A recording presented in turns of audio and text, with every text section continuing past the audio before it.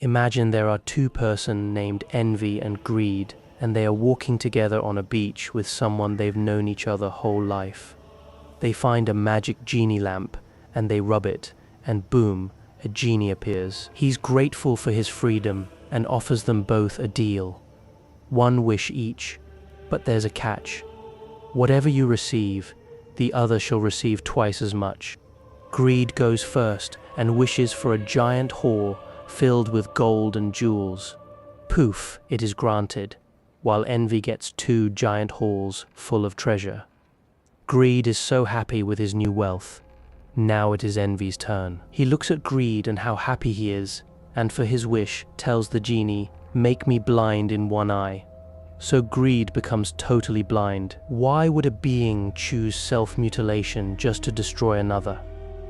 Why would anyone, given a wish, given the full horizon of human desire, spend it on a wound?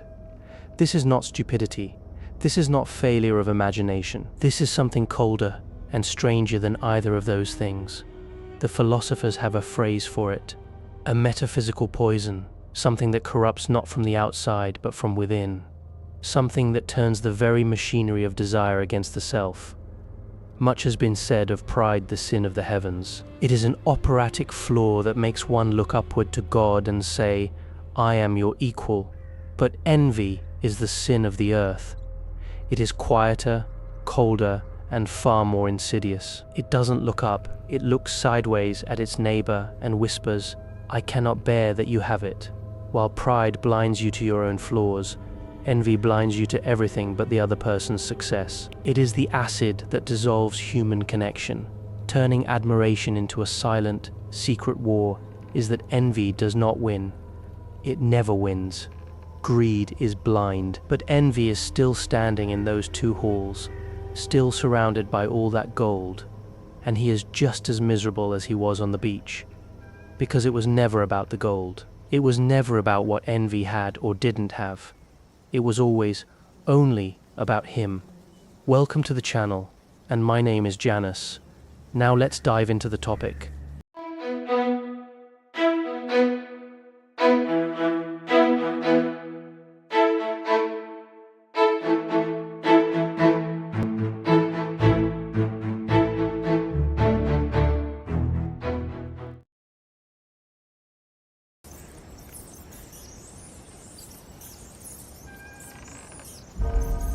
We are comparison machines. This is not a moral failing. This is biology. From the moment we are born, we measure ourselves against the people around us. Taller or shorter, smarter or slower, loved more or loved less. It is how we understand where we stand in the world. It is how we have always understood it. And for most of human history, the comparison was limited. You compared yourself to your village, to your street, to the people whose lives you could actually see. The radius of envy was small. Now, the radius is infinite. Every morning you wake up and the entire world shows you its highlight reel. The promotion, the wedding, the body, the apartment, the life that looks from the outside like everything yours is not. And the comparison machine inside you does what it was built to do. It measures, it calculates, it produces a feeling. That feeling, in its first form, is completely normal. You see someone with something you want, and you feel a pull toward it. A sting, a moment of, "I wish that were me." This is not envy, this is human. This is the beginning of desire, and desire is not the enemy. The enemy is what happens next.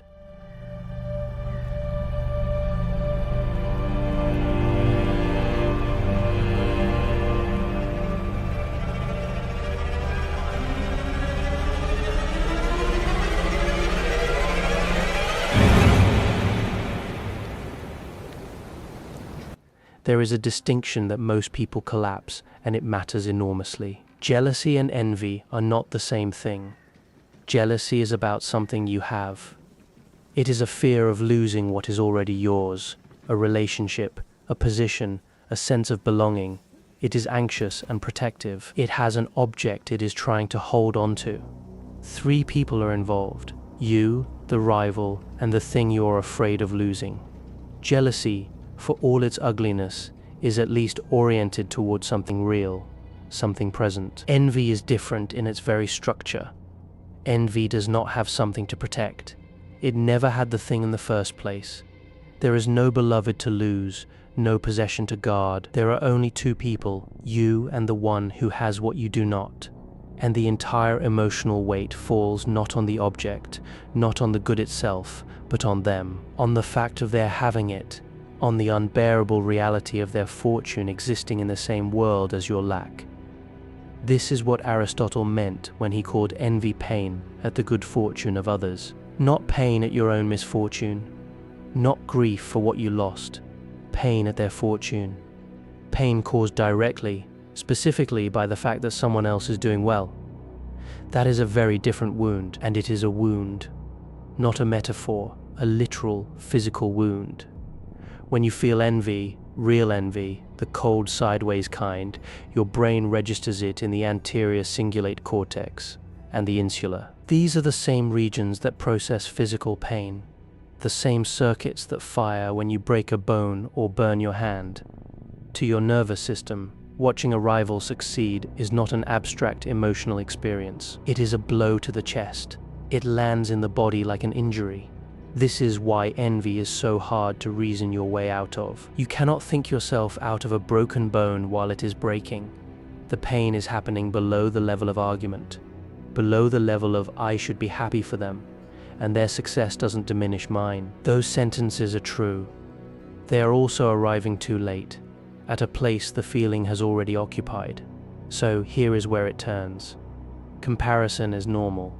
The initial sting is normal. Even jealousy, that anxious guarding of what you have, is something most people recognize and can work with.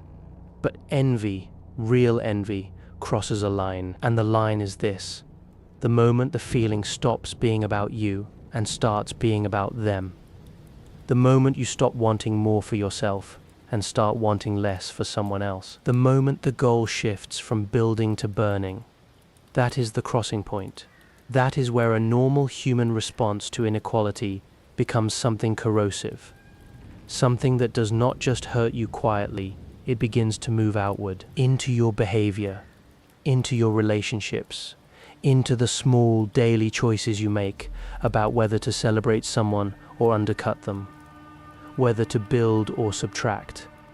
Envy is the theology of lack. It whispers that the world is a fixed sum, that their gain is your loss, that the only way to close the distance between you and the person ahead of you is not to move forward, but to pull them back. And once you believe that, once that logic takes hold, you are standing on the beach with the lamp in your hand, and you already know what you are going to wish for. The genie did not disappear after the beach. He found a new bottle. It fits in your pocket. It glows. You check it first thing in the morning, before you have said a word to another human being, before you have eaten, before you have fully decided what kind of day you want to have. And the moment you open it, the genie begins to pour. Someone's vacation, someone's promotion, someone's body, someone's apartment, someone's relationship that looks, from the outside, like it was designed by a committee specifically to make you feel behind. The stream never ends. There is no bottom to it. The genie has infinite wishes, and none of them are yours. This is what technology has done to envy.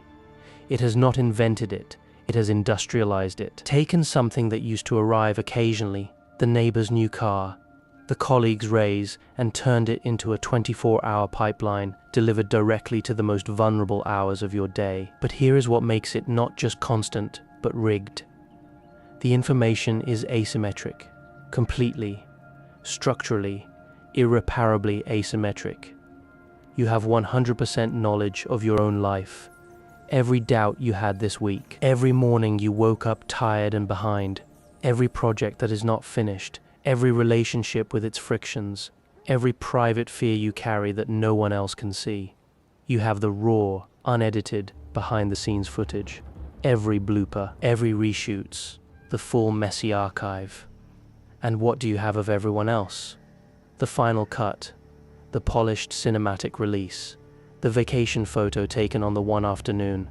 The weather was good, the promotion announcement with no mention of the 3 years of anxiety that preceded it, the relationship portrait with no record of the argument that happened that morning. You are comparing your blooper reel to their trailer, and the machine is designed to make this feel like a fair comparison. It is not. It was never going to be. The game was rigged before you picked up your phone, and so the chronic low-grade infection begins. Not a dramatic crisis, not a single moment of collapse, just a slow, quiet accumulation of the feeling that everyone else is living more fully than you, that the world is moving and you are standing still, that the distance between your life and the life you were supposed to have is growing quietly every time you scroll. But social media is just the surface. The deeper wound comes from someone much closer. You know this person. You might love this person. They know your name, your history, the specific texture of your ambitions. They perform the grammar of friendship with complete fluency. They show up. They remember your birthday. They say the right things. And yet, when you share good news, something happens in the room. A microsecond of stillness before the congratulations arrive. A subject change that comes just slightly too fast. A compliment that praises and diminishes in the same breath. I am so happy for you. I could never be satisfied just focusing on money like that. The kind of sentence that leaves you standing there not quite sure what just happened, only knowing that something did. This is the modern face of Cain. Not violent, not obvious. Sanitized for contemporary use. The fake friend does not want you to fail dramatically. That would be too visible, too easy to name. What they want, what the envy inside them demands, is something more precise. They want you to shrink, to dim your own light so it does not illuminate how dim theirs is. And over time, if you are not paying attention, you begin to cooperate. You start announcing good news more quietly. You apologize for your achievements before anyone asks you to. You begin to see your own life through their envious eyes as something to be managed rather than celebrated. This is how the fake friend wins without ever throwing a punch, not by destroying you, by getting you to do it yourself. There is a word for what is happening here, and it is not jealousy, and it is not competition, and it is not even ordinary envy anymore. It is resentment, and that is where we are going next. The transformation is subtle, almost invisible. It happens below the level of conscious decision.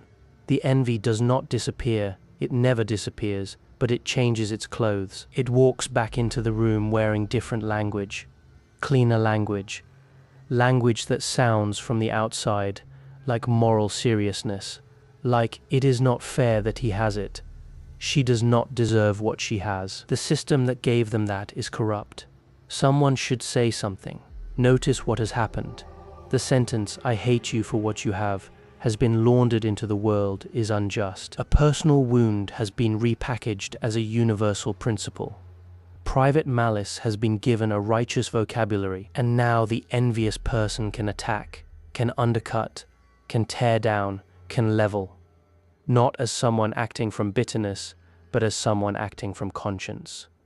This is the mask, and it fits perfectly because it is made from something real.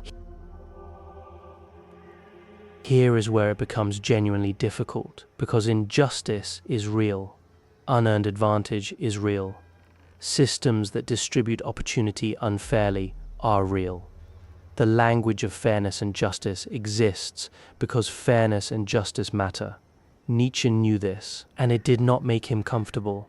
What he identified and what he called resentment, deliberately using the French word to make it feel foreign and uncomfortable, was the precise moment when legitimate grievance curdles into something else, when the cry for justice stops being about making things better and starts being about making the successful feel worse, when the goal shifts from lifting the floor to lowering the ceiling.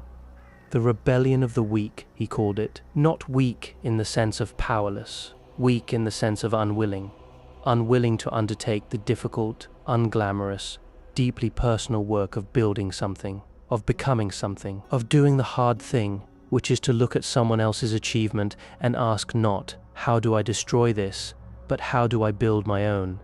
Instead, Resentment points outward, always outward. It finds in every success a crime, in every achievement an injustice, in every person who has done well some evidence of a corrupt system that must be dismantled. And the dismantling never builds anything. It only levels. The end game of resentment is not justice, it is shared misery. A culture where success is treated as a moral offense, where the person who has worked and built and achieved is made to feel ashamed of what they have, where happiness itself becomes suspect, evidence of privilege, of blindness, of complicity in some unnamed wrong. And the deepest cruelty of this endgame is that it does not help the people at the bottom. Leveling the world down does not raise anyone up. It only ensures that no one is above you. It satisfies the envy without solving the lack. It is, in the end, the same wish envy made on the beach. Take his sight. I will lose an eye. Just make sure he cannot see. The mask comes off, and underneath it is the same cold face, the same sideways look, the same theology of lack, dressed now in the language of liberation. But here is the question the essay has been building toward all along. If this is what envy does, if it poisons the individual, corrupts the culture, and ends always in shared misery, then what is the antidote? Not the easy answer, not just be grateful or focus on yourself. The real answer, the one that requires something from you, that is where we are going next.